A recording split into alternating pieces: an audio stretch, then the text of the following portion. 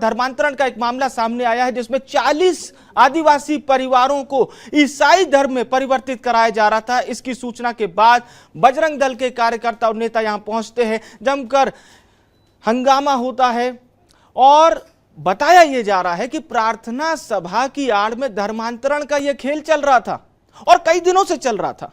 फिलहाल पुलिस पूरे मामले की जांच में जुटी है। पता यह किया जा रहा है कि यह जो गैंग है किस तरह से काम कर रहा है और इनके नेटवर्क में कौन कौन से लोग हैं, इसकी जानकारी भी निकाली जा रही है। बहरहाल ये भोपाल के बाग सेवनिया थाना क्षेत्र का मामला है। बजरंग दल को इसकी जानकारी मिली थी और इसके बाद पुलिस ने मामले में जांच शुरू कर दिया। प्राप्त हुई थी जिसमें संजय नगर अमराई क्षेत्र में कुछ लोग एक मकान में इकट्ठा होने की जानकारी दी गई थी और उनकी कुछ गतिविधियां कुछ लोगों को संदिग्ध लगी थी। उस सूचना पर हम लोग भी वहां गए थे। दो पक्ष आमने सामने से, सुरक्षा की दृष्टि से उन दोनों को ही थाने बुलाया गया था।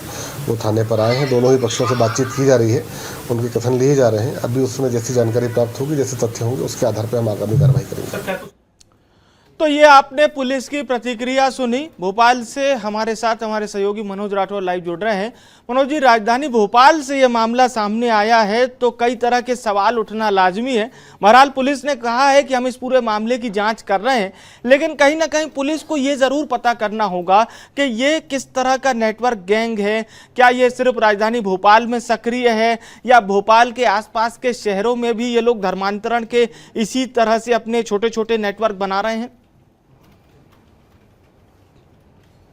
विवेक, बिल्कुल इस पूरे मामले में जिस तरीके से कल हंगामा सामने आया था, हालांकि उस समय पुलिस इस बात की जांच कर रही थी कि जो हिंदू संगठनों के द्वारा जो आरोप लगाए जा रहे हैं, 40 परिवारों का धर्मांतरण कराने का ये गंभीर और बड़ा आरोप था। ऐसे में पुलिस ने हिंदू पक्ष के अलावा जो पीड़ित पक्ष है, जिनको लेकर ये कहा जा रहा था कि उनका धर्मांतरण कराया गया, उन लोगों के बयान भी लिए। हिंदू संगठन के जो पदाधिकारी पहुंचे थे उनके भी बयान लिए।